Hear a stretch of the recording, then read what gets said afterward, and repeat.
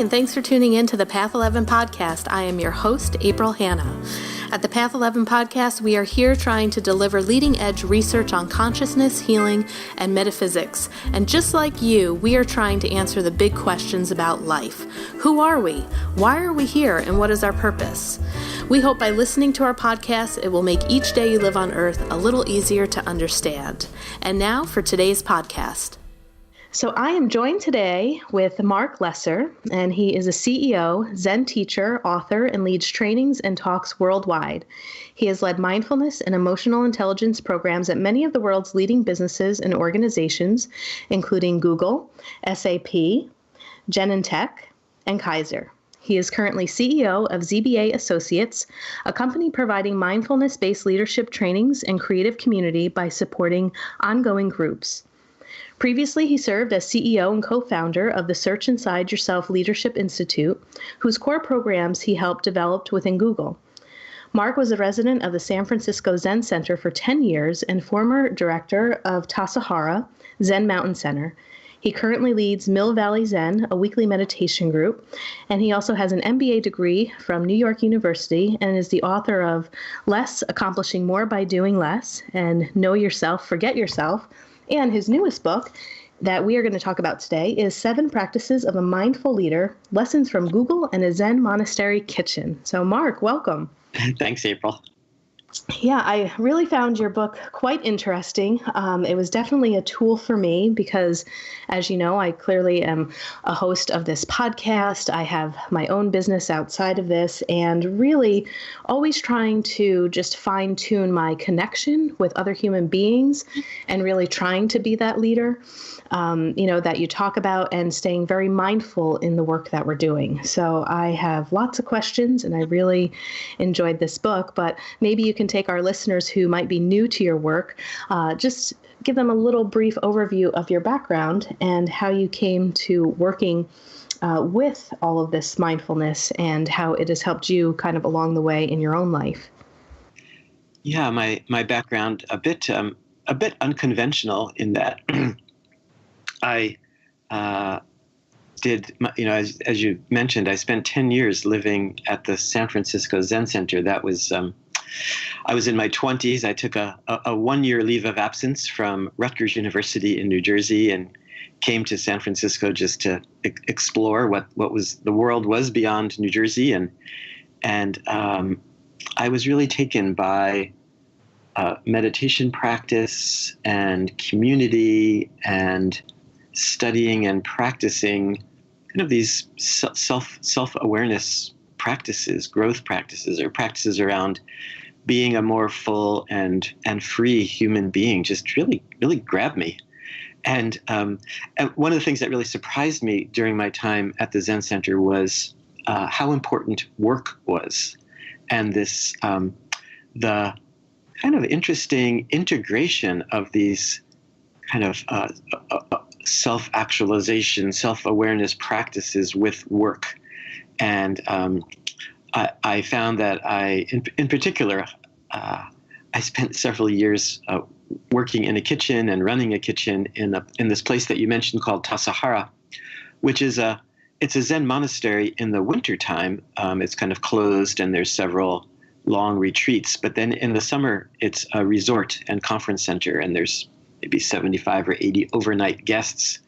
So the kitchen becomes a much more kind of prominent place and high-pressured place in that they're kind of producing these gourmet quality vegetarian meals for the guests every day. And I found that I just loved that I loved work, and there was something so satisfying and fulfilling about working in a high-pressured kitchen with 15 people and producing great meals, and that it was all somehow part of our kind of meditation and mindfulness practice, and I wondered, why isn't everybody doing this? I remember hearing all the statistics about how unengaged, that 2/3 of people in the United States don't feel engaged in their work. And I was like, well, here's a problem that maybe I can help shift. And I decided that was the work that I wanted to do, and I ended up going right from to Zen Center to NYU Business School, and started and ran a publishing company for many years, and then found myself at Google about, this goes back maybe 12, 13 years ago. Google was wanting to create a mindfulness program for their employees, and I got the call to come and be part of a team to help develop and teach that program, and then I ended up starting a company to spread mindfulness and emotional intelligence to companies around the world, which is kind of what one of the things I'm doing these days. Yeah. And, when I read that too, of course, I'm thinking, well, the success of Google and, hearing that they were wanting this for their employees and you're doing this more and more all over the world. I would assume that you would probably say that those companies that are bringing in an element of mindfulness to their employees and teaching this, they probably overall produce better results, are more successful companies, and are doing a lot better than those companies that do not have this. There's because of the size of the companies like Google and SAP, it's hard to say how it influences the company overall. I used to joke, people would ask me, how's it, is there any measurement of success within Google? And I would say, well, just look at the stock price. But that's completely a joke. But having said that, those companies have done quite a bit of data collection and measurement about how it impacts the lives of individuals and teams, and even SAP in particular. I think you can even go on their website and see how these programs have influenced, move the needle in terms of saving money because of the well-being programs and other return on investment measures from these programs. Yeah. And, in the introduction, I wanted you to talk a little bit about the small mind and the big mind, because you weave that in throughout. And I just, really enjoyed reading that part of it. And I thought it would be a good place to start as we begin to move into talking about the practices that you mentioned of being a mindful leader in your group, that it might be good for our listeners to also understand what is the small mind versus the big mind, so they begin to think about the ways in which they're thinking about what they do in their lives and work, and how they can begin to learn and differentiate between both minds. Yeah. These are, I think of these concepts as coming from the Zen tradition, where they actually talk quite a bit about small mind and big mind. The small mind is used as a way to talk about the mind that is very self-referential and usually caught by one's story about self. It's usually involves fear and greed. It's because, in a way, when it comes to the world of me, it's all about what do I want and what don't I want, or what am I afraid of and what am I grasping towards. So this is, in a sense, kind of what's meant by small mind. And big mind is not being so caught by our own stories about self, not being so caught by greed and hatred and fear. And at least, so in some way, it's because we're in this human mind and body, it's a little bit like you were saying when you talked about yourself at the beginning of this conversation, your own aspiration to be a more mindful, caring, connected leader. This is like the aspiration around big mind. Yeah. And I have so many different notes in your book. I have all these tabs I'm trying to go through quickly as we're talking here. But one of the things that really hit me in the book is where you talked about once you kind of have yourself out there in the forefront and people start to look up to you or look to you as a leader, there is a bit of a pressure that comes over you, or I was able to relate to that in the book that has come over me to almost feel like, gosh, I really have to stay prepared, at all times. If I'm going to continue to keep leading, I need to be on that leading edge. I need to be, producing in some way, but, giving stuff to the people who are coming to me and looking at me, as a teacher. But there is an element of responsibility that you talked about there that can sometimes feel a little overwhelming at times for me. Yeah, I think of one of my mentors once told me, he called it the rule of influence about leadership. That when you're in a leadership role, that everything that you do and everything that you don't do and everything that you say and everything that you don't say will influence others. Right. And that, again, this is particularly when you're in a role of leadership that people are really paying attention. You are under a microscope in a way. But just as a footnote, for me, when I use this the word leadership, yes, I am in part referring to the role of a leader, but and I think I say this in the book that everyone is a leader in the sense that we all have influence, whether we're in a leadership role or not, whether we're on a team. Maybe we're have a one-person business, or we're a teacher or a doctor. We have many of the same issues and opportunities that of leadership. Yes. So I'd like to move into the practices, and I just want to read them for our listeners in case I don't have your book already in front of them. But the practices are: love the work, do the work, don't be an expert, connect to your pain, connect to the pain of others, depend on others, keep making it simpler. And I remember hearing the quote when I was in my 20s, if you love the work you do, you'll never work a day in your life. Mm. And that really resonated with me. And at the time, I was in a job that I did not love. I was still helping people.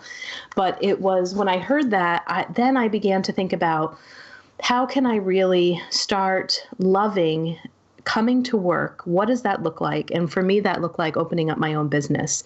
And since then, I haven't turned back, but I'm always looking for that inspiration. And when I was going through your practices, I'm like, okay, yes, I can check off. I do love the work. Two, I am doing the work. And that's where you also talk about having your regular meditation and mindfulness practices.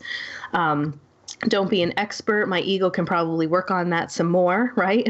But I also felt like connecting to my pain and connecting to the pain of others has been fairly easy for me because I also do mental health counseling. So part of my own pain was an inspiration moving into the work that I do. And I am constantly connecting with the pain of others and, using the skill of empathy and compassion. And then I would say I am on maybe the last two practices that's what needs most fine-tuning for me, to begin to depend on others, working in community, eliciting the help of others. And it's very funny, the last practice that you have, keep making it simpler. When I created my vision board this year, that was my theme for the whole year. It was a very simple vision board, and I just have on it, keep it simple. So when I got to that part, I was like, yes, thank God. All right, I'm on the right track here. Now I'm like reading your book. Okay, now how do I make it simpler? So I was hoping maybe, we can begin to go through a little bit of these practices so people can also feel inspired and begin to think of ways in which that they can even begin the very first practice, which I think is one of the most important, which is loving the work. Yeah, and as you were saying that, April, I was thinking of how much they are connected. I think in some way, especially love the work and keep making it simpler. But I wanted, it's interesting when people hear the first practice, love the work. Our minds are so used to thinking that what that means is to love the particular kind of work that you are doing, and yes, that's important. I don't want to underestimate that, but I'm kind of laying out a different way of looking at work, which is that the real work, I think, is developing one's self-awareness and helping others.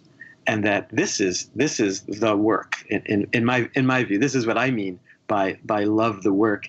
And that if you love that work, it kind of changes and maybe even transforms the nature of whatever you're doing. Because so many, especially so much these days, especially as the world of technology is changing, there's an awful lot of commonality in the way people spend their time.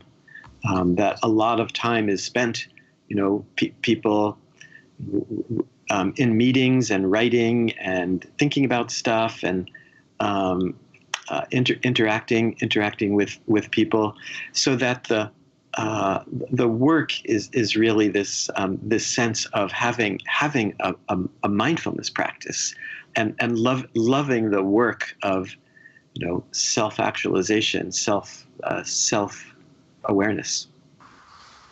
Yeah, and I would agree too, like with that mindfulness, and if we're walking in the world with more mindfulness too, what I feel, what you were just saying is it really, like you said, that becomes the work, and then whatever it is that comes after that kind of gets incorporated in, because I'm kind of thinking if you can connect to yourself, and also a lot of the stuff that you have in the book is also about connecting to others, and that compassion with others and feeling that connection, then whatever you're doing outside of that, as long as you have that, then I think you begin to love the work that you're talking about. Mm-hmm. Yeah, I think it's, in a way it's to be fascinated by what it is to be, the body and mind of a human being. I mean, we're such amazing, mysterious creatures, that we so much live in the world of story, and the stories that we tell about who we are and what we're doing and what we like and what we don't like. And again, it's funny. One of my favorite quotes she comes from the founder of Zen in Japan in the 13th century, who says, to study the way is to study the self, and to study the self is to go beyond the self.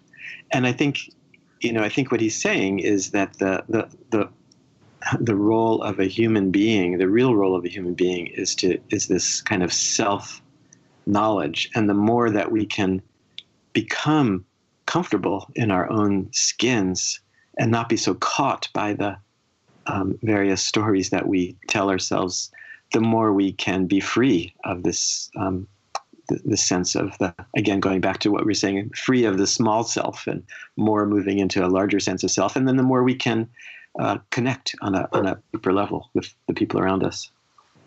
Yeah. And, you also have a chapter in the book too about listening, how to be actively listening to others, and how that can really be a challenge for some people to actually do active listening and different types of listening.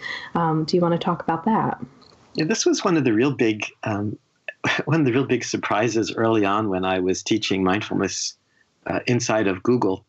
That we would present what mindfulness is and talk about emotional intelligence and teach people how to meditate, and present the science of meditation. I thought it was all really, really interesting. And then we would, as an experiment, have people get into pairs and have one person just listen to another person without interrupting, just for a couple of minutes. And it was almost like, people were so surprised and excited to learn how rarely they actually listened.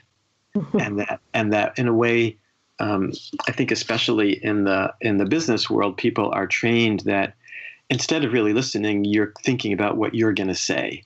And it's very self-referential, and you kind of need to be, smart and quick and on guard, and just to let that down and just to be totally present for what someone else is saying was a huge aha, both for the person doing the listening and the person being listened to, just that experience of like, oh, someone's really being present for me. They're really paying attention. And then people began more and more to bring that different quality of listening into their not only their teams and their work, but we would find, people would report they would go home, and the person that they lived with would present them with an issue or a problem, and I used to joke and say this is a practice I particularly want to recommend for the men who I'm working with. When you go home tonight and your partner says they have an issue or there's a problem, you can see something's bothering them. Instead of just jumping in and problem solving, say, would you like me just to listen, or would you like me to problem solve? And people would come back the next day saying that their partners almost didn't recognize them because they were that kind of quality of care and listening was so unusual. Yeah, there's a very short YouTube clip. It might be like about 45 seconds. And I usually give this to my couples that come in for couples therapy. And it's called It's Not About the Nail. So this woman has this nail in the center of her forehead, and she's like, oh, and she's talking to her husband. She's like, oh, I just have such a throbbing in my head, and she's going on and complaining about the pain. And he's like, well, you got a nail in your forehead. And she's like, no, I'm not talking about that. It's just, it's just so hard, to like put my sweaters on because they're getting snagged. And he's like, again, wants to like fix it and said, well, if you just took the nail out, and she basically was like, it's not about the nail. And then she goes on to explain a little bit more of her frustration. He goes, wow, that sounds really hard. And then she's like, yes, and so it's exactly what you said. And a lot of my couples get a kick out of that because it's exactly what they're kind of going through with, trying to communicate how they're feeling or what's going on. And, sometimes what I have learned too is that men also tend to be very solution focused. It's like they like to help and to solve problems. Not that women don't, but, women tend, I think, to maybe innately, I don't know if you'd agree with this or not, but maybe know how to hold space a little bit longer, or maybe do more of the empathetic listening to a person's feelings and emotions, whereas the men are like, okay, here's a problem, A, B, let's just try and solve it. Take that nail out of your head and your sweaters won't snag and you won't have a throbbing headache. Mm-hmm. But yeah, that's a funny little video, like what you were just talking about. And that also leads into, I thought it was nice to see that you had some of the Gottman principles that I also teach some of the couples that come to see me. I love his theory, and it talks about the different horsemen.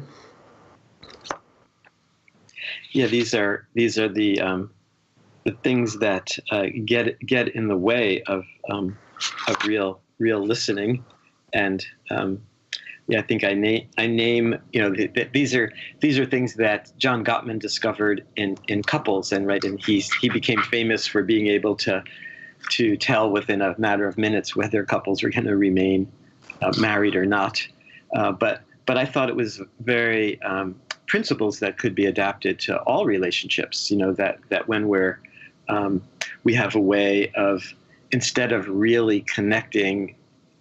That as the defense mechanisms of criticizing and contempt and defensiveness and stonewalling, and we all do this at times, but just to bring awareness that I think this is in the chapter on connect to the pain of others, the kind of developing, the importance of developing empathy as a leader.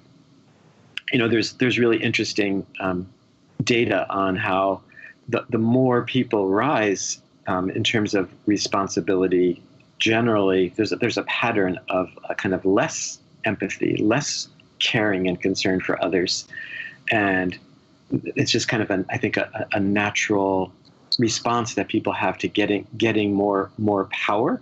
And also I think with more responsibility, leaders' focus becomes on meeting certain goals and looking at how the leader is going to be evaluated, and it can So it's interesting just to notice that pattern and to find ways to stay really connected to the people we're working with.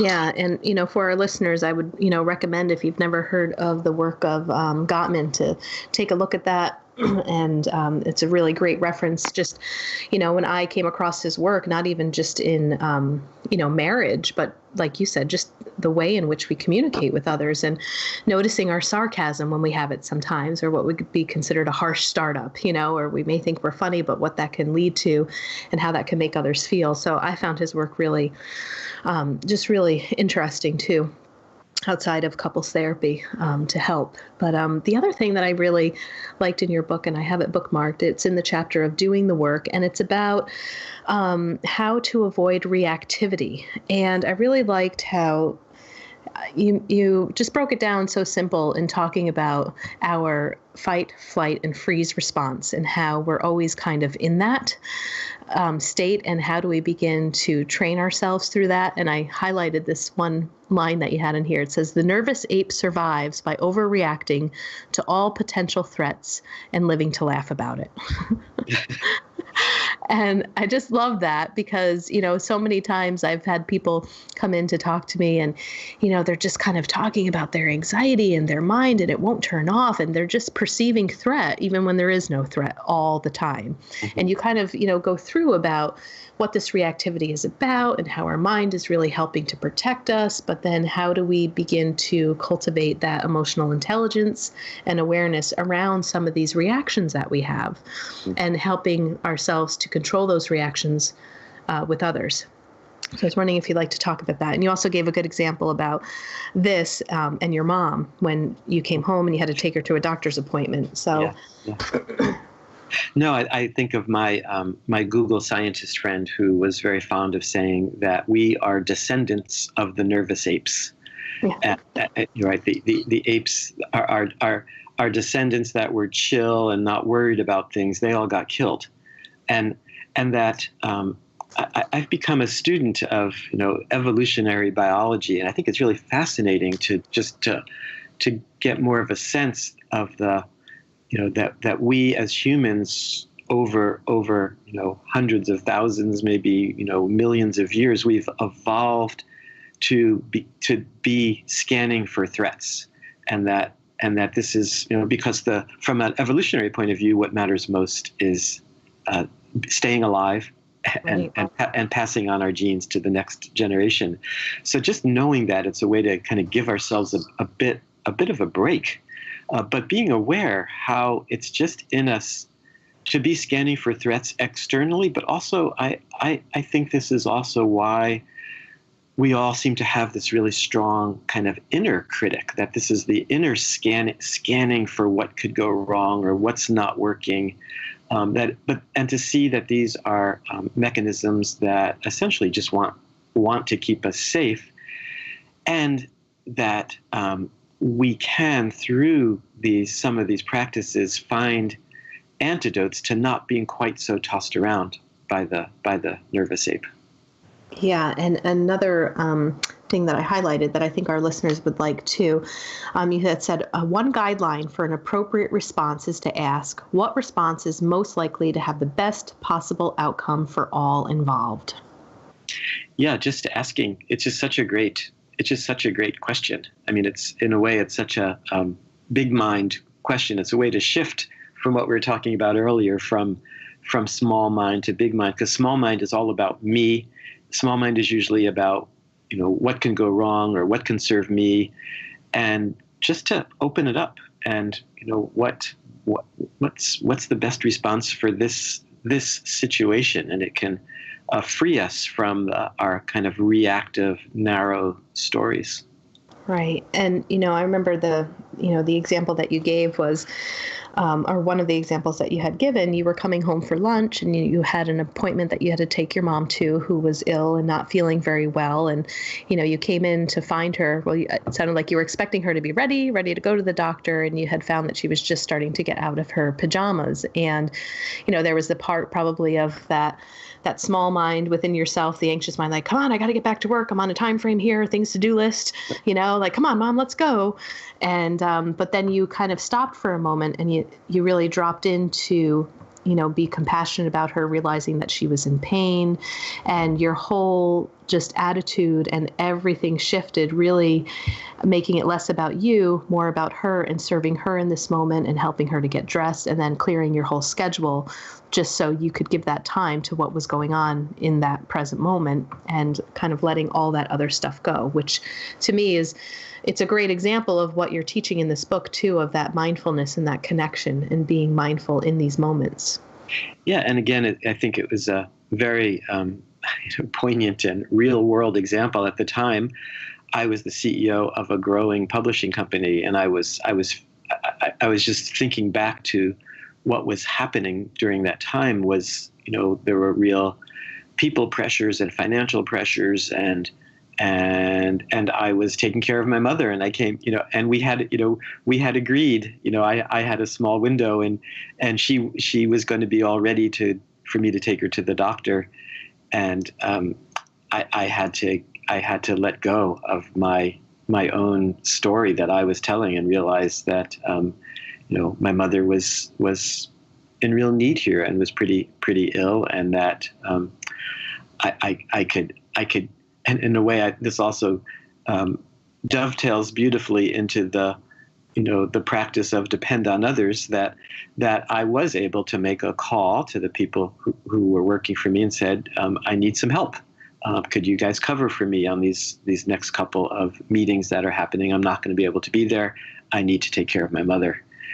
So this was kind of both letting go of my story, dropping in, seeing, feeling, being connected to my mother's pain, and being with her in a way that was really needed, and taking an action to have some other people help me out. Yeah. So I just want to thank you for that example, because it was great. And it was, I could see myself in that situation at one point when I was taking care of my grandmother and feeling the same thing, and not nearly as mindful as I am today, and probably chose the wrong response and the wrong reaction at 18 years old. And, because in that regard, it's all about me. Come on, I got to get to my friends, Yeah.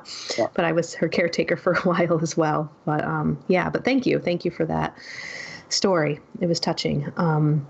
And, you also gave another good example that I liked more towards the end of the book. And this might be moving a little bit more into what meditation actually achieves, and maybe meditation overall. You gave a fun story about how you were co-teaching with another teacher, and how he was using the example that meditation is very much like going to the gym and working out the muscle and strengthening the muscle. And you kind of said, well, yes, that's true, but I also disagree, and it's a part of this.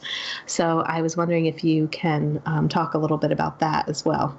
Yeah, no, that was, he and I were actually teaching a group of Google doctors and healthcare workers, and he was at the time, one of the slides in the program that we were leading said, meditation is like going to the gym, and that in a way you're building the muscle of being able to bring your attention, back to the breath, back to the body, that you're kind of building a kind of focus.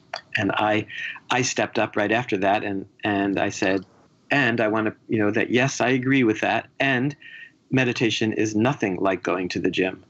That it's also important to totally let go of any idea of gain or that you're kind of building something, and that both views about meditation are true. That on the one hand, of course, it is important to have some intention, and that we do begin a meditation practice because we want some outcomes. We might want, to be, have some tools to dealing with stress. We want to have better relationships. We want to be healthier. We know that meditation is good for the heart.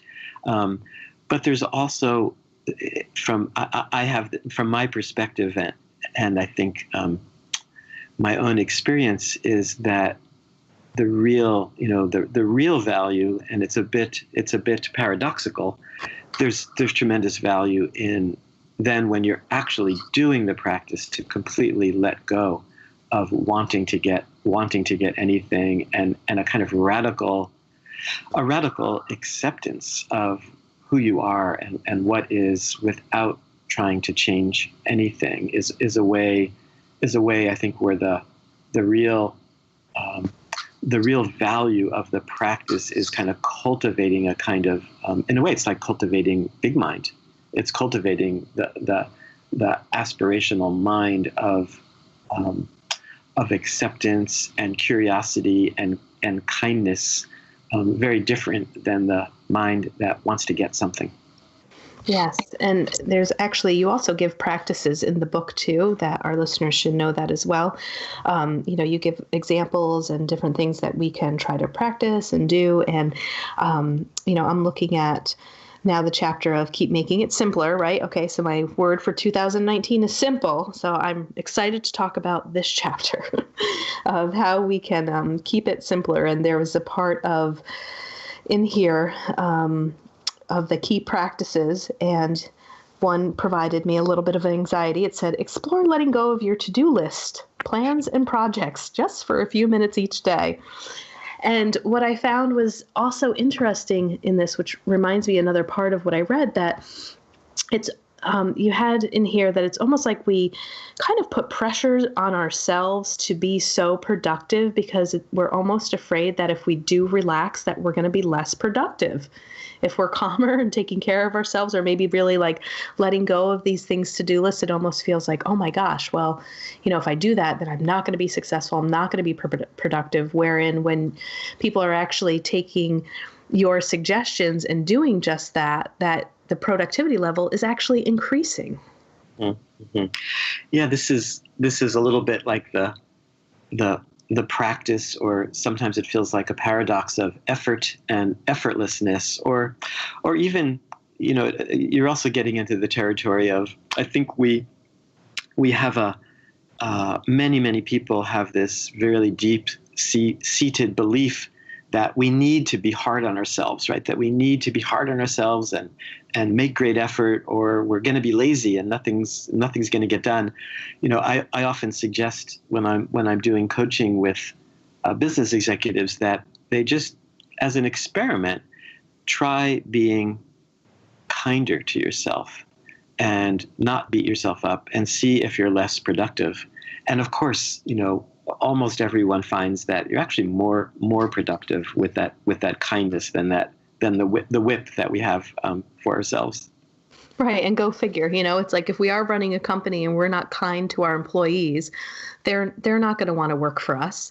So why aren't we that kind to ourselves? If you're kind to your employees, they will want to work for you. They'll want to do really well for you because you are showing kindness towards them. But yet we are, like you were talking about earlier, that inner critic, we are so tough on ourselves. Yeah. The inner critic, and just the, it can become the norm to the sense of busyness, even to the point, I see in a lot of business cultures where even if the people have to appear busy, people, there's that story I tell in the book of coming onto a Skype call with an executive from another company, and the woman immediately says to me, "Are you as busy as we are?" And I could see, it was like this badge of honor of being busy, and I kind of gulped, and I thought, how am I going to respond to this? And I said, actually, we don't do busy here. We really aim to be focused, engaged, and spacious. And as I said that, I could see her and her partner who was on the call writing down these words, and I thought, oh, this is a good sign. This is going over okay.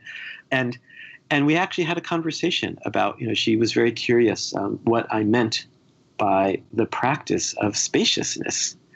And I think, again, just to see that often we do feel pressure, often we do feel stress, and that to notice that, and then to actually just even just looking around at the space that's in the room, that to physically see and feel a sense of spaciousness can be a really powerful practice.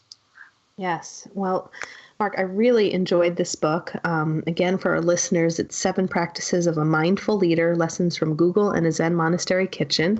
And I'd like you to let our listeners know, too, where they can find you. And people can find me at marclesser.net, marclesser.net. Great. And just one last thing maybe to leave our listeners with, which would be, if somebody were to pick up this book, The 7 Practices of a Mindful Leader, what are you hoping that what are you hoping their takeaway is from this? If there's nothing else, that after they read your book, this is what they get from it. Well, 2 quotes pop into my mind that I'll share. One is a quote by Wendell Berry, who is a 5th-generation Kentucky farmer and writer. And he said, be joyful, though you've considered all the facts. Be joyful, though you've considered all the facts. That's one of the things I want people to know. And the other is part of a poem, a few lines from a poem by the poet Tony Hoagland, who said, remember that time and light are kinds of love, and love is no less unusual than a coffee grinder or a safe spare tire.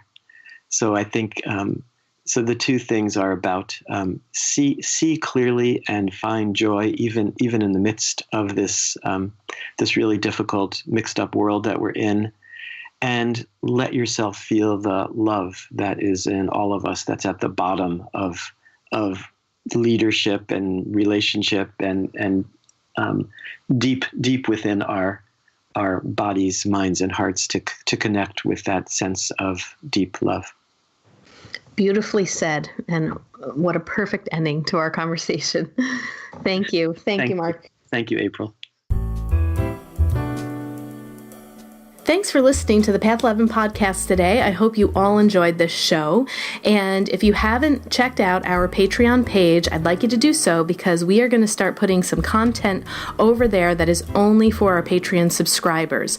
You can get content for as little as donating $1 a month, and it could just be a one-time donation. We have other freebies over there that you can get depending upon how much you would like to donate. And again, it could be a one-time donation, or you can continue to keep your subscription on a monthly basis at that donation level. But I just put my MBT immersive experience, which was a 4-day intensive meditation training in Tennessee with physicist Tom Campbell.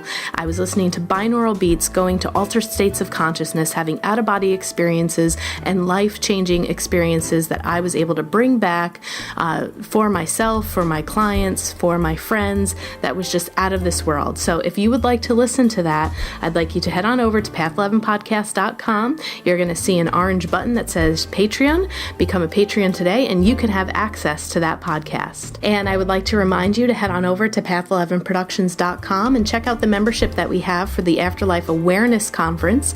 We have over 25 hours of footage with amazing speakers like William Buhlman, Thomas John, Terry Daniel, Suzanne Geisman, Suzanne Northrup, Linda Fitch, Austin Wells, just a few people to name off that were amazing. These workshops are just so valuable. So I think that you would really enjoy it. It's also a great thing to think about, to maybe give the gift to somebody who is struggling with grief. If you are looking for resources, this is a great conference to send people to check out. And thanks again for listening today.